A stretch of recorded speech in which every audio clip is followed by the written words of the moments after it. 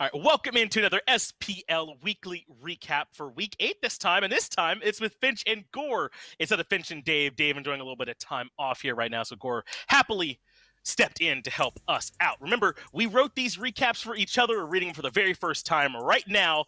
So let's all kind of jump into it together. We kicked off week 8 of the SPL with E United versus Obey. Actually a pretty close set with the revitalized Obey taking their previous 3 opponents to 3 games. E United is also a team that has seen some struggles over the past few weeks and seems in desperate need of a win. However, like Dolson, the moment his skin sees sunlight, regardless of sunscreen coverage, E United would be burnt in back-to-back 45-minute games to give Obey the 2-0 win to start the week. Now, this set was an absolute blast to follow if you are a fan of any team except E United. A couple interesting picks in the mid lane for Wolfie and more warriors in the jungle for Sino would continue to show an Obey team that has found a game plan that continues to work. Someone needs to work out a Jurass strat around taking away every warrior in the game up against Sino.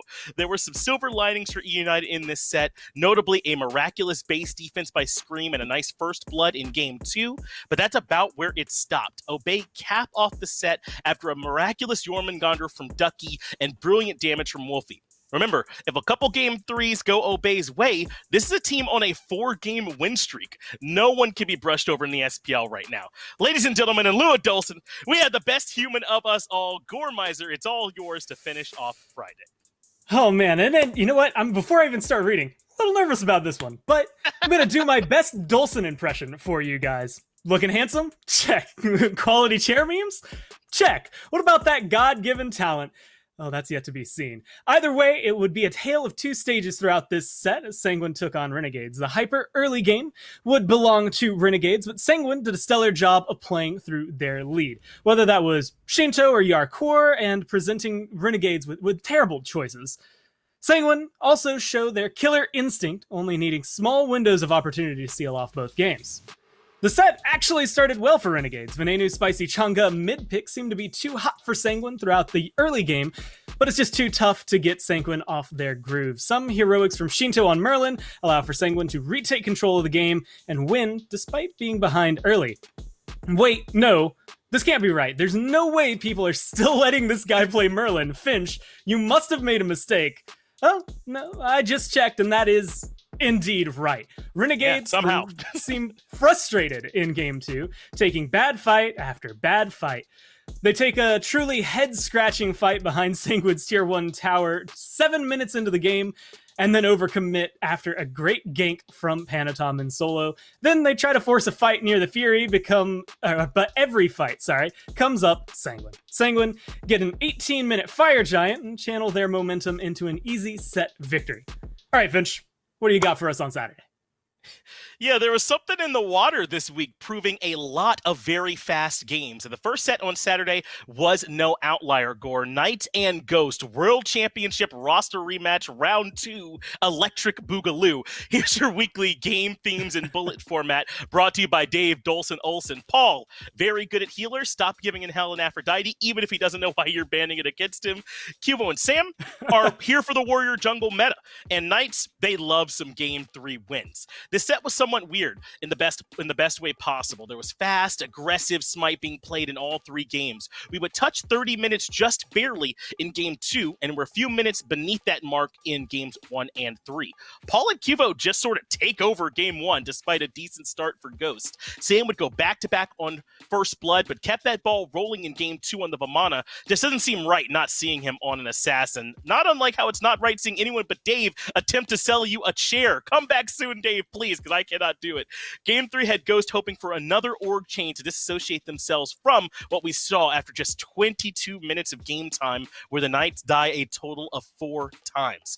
The Knights continue to be the team that will either blow you out of the water or stumble in a contested set.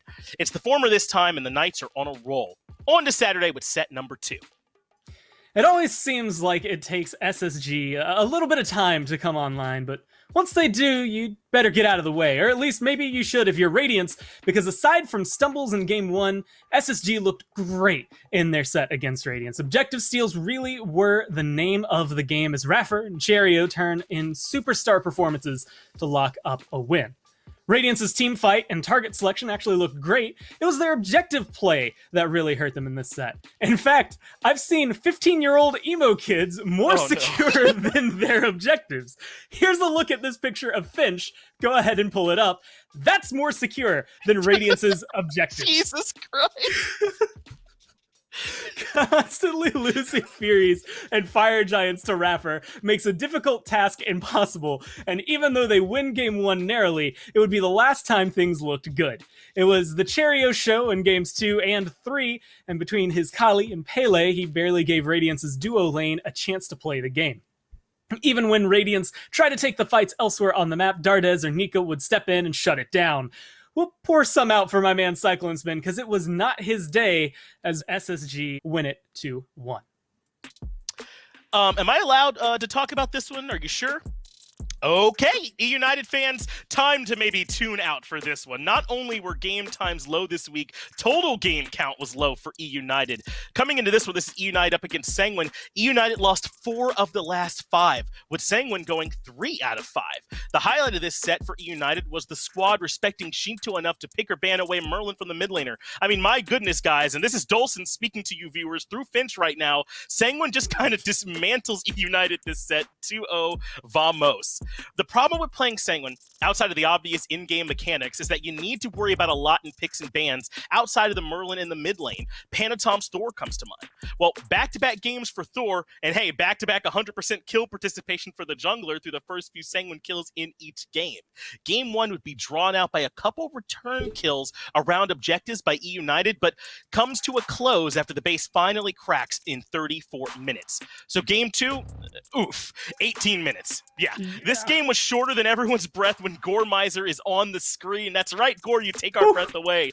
Not to underplay the miraculous early game that Sanguine had, but the boys just sort of walked into E-United's base 18 minutes in, got a couple more kills, and killed the Titan. Why doesn't every team just do that, huh? Take us home, Goremiser, to finish this one off. Well, here's something that I know for sure. It's going to be hard to beat Space Station if Dardes and Nika get to play Hera and Arthur every game. And Obey learned that same lesson the hard way in the final set of the week. And even with Ducky turning in 2 impressive Jormungandr performances, another dominant mid lane performance from Dardes makes the big difference. Wait, is Dave actually going to miss the recap with his Bay Hera in it? Let's just make this canon that Dave wants Hera to smack him around a bit. Jeez. This set had it all. Weird Fire Giant calls, lead changes, and crazy Phoenix defenses all made an appearance, but it was the absence of a certain jungler that stole the show. Sino was heavily focused out in the picks and bans and in both games, and SSG may have revealed a weakness for Obey. That picks and bans focus, plus 2 back-to-back MVP performances from Nika and Dardes really stuffed Obey. Shoutouts to that 16-minute Fire Giant attempt, too. That did not go the way Obey expected. Kind of like this recap, turns out that I'm way better than Finch and Dolson at this. I disagree. Either way, SSG now have the #1 spot in the league all to themselves, and that's week 8. That's what we got to see last week. Week 9 is probably just going to be more action-packed, although I don't, Finch, think we're going to get to see another 18-minute game, but I'm pretty sure you're just as excited as I am. Yeah, I don't think that we're quite going to be seeing that one there, Gore. I appreciate everybody tuning in here with us this time. Enjoy week 9, and we will see you next time. No, not again!